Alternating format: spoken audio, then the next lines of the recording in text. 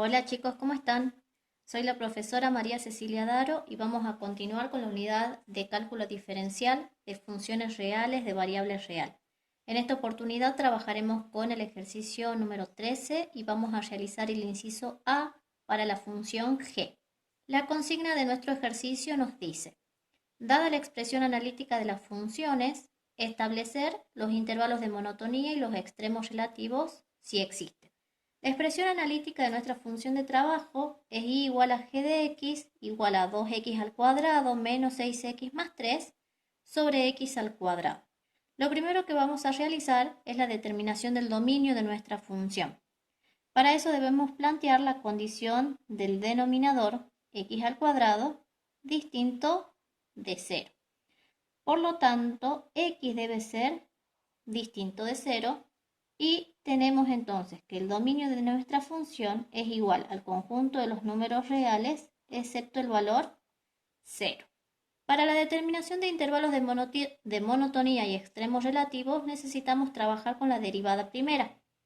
Por lo tanto, vamos a determinar la expresión analítica de g' de x y vamos a derivar aplicando la regla del cociente.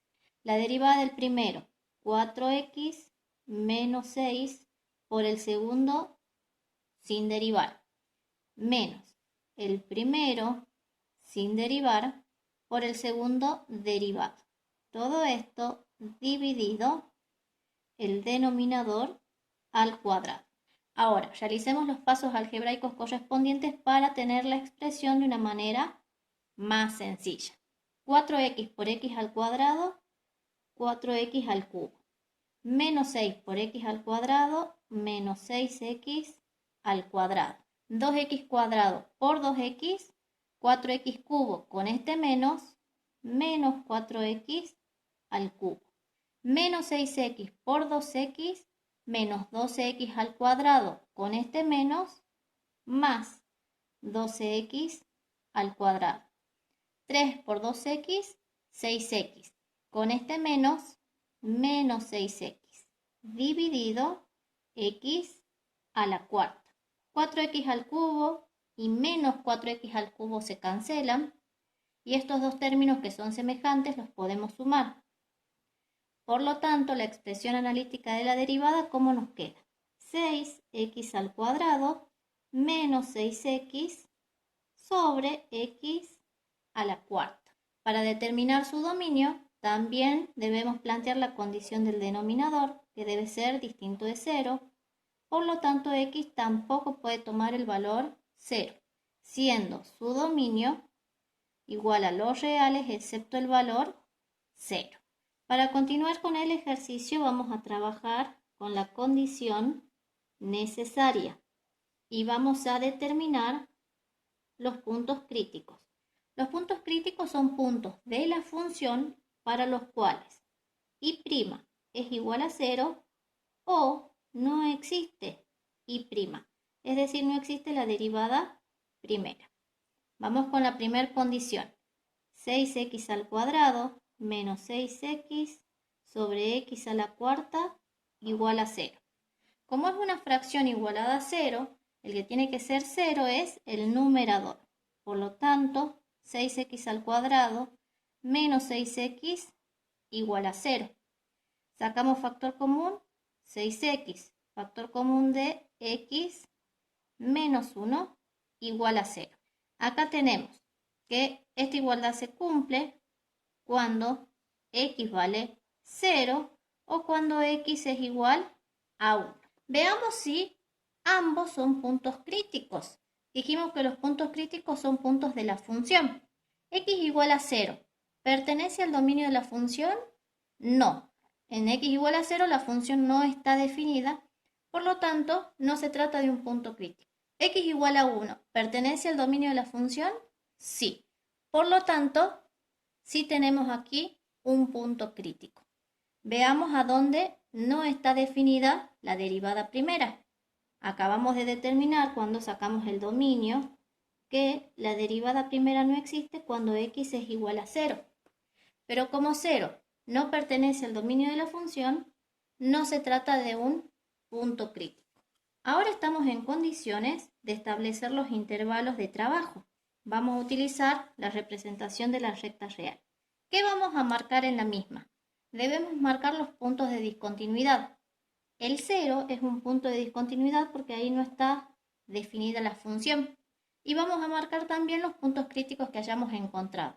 En este caso solamente hemos encontrado uno, que es x igual a 1. Y así podemos ver que se formaron 3 intervalos de trabajo. El primero viene desde menos infinito hasta el 0, el segundo de 0 a 1 y el tercero de 1 a más infinito. Debemos evaluar entonces el comportamiento de la función en esos intervalos. ¿Con qué vamos a trabajar? Con la expresión analítica de la derivada primera. ¿Por qué? Porque nosotros sabemos que si g' de x es positiva, quiere decir que la función va a ser creciente. Mientras que si g' de x es negativa, la función va a ser decreciente. ¿Cómo vamos a saber el signo que toma la primera derivada? Vamos a evaluarla en algún punto que pertenezca a este intervalo. Por ejemplo, para el primer intervalo podemos trabajar con el -1.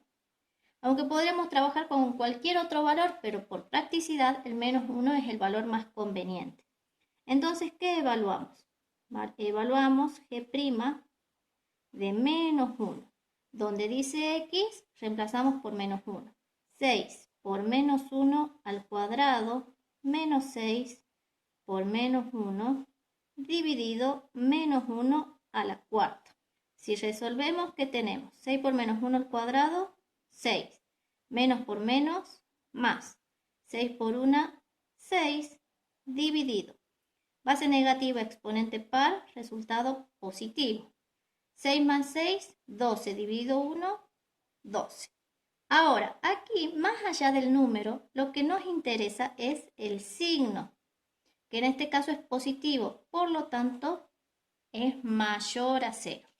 Entonces, ¿qué sabemos? Que en este intervalo, g' de x es mayor a 0. Entonces, concluimos que la función g es creciente. Y lo podemos visualizar con esa flechita. Trabajemos ahora en el segundo intervalo. Un valor que podemos utilizar es un medio que pertenece a dicho intervalo. Entonces, evaluemos g' en un medio. ¿Qué tenemos? 6 por un medio al cuadrado menos 6 por un medio dividido un medio a la cuarta. Si trabajamos, ¿qué tenemos?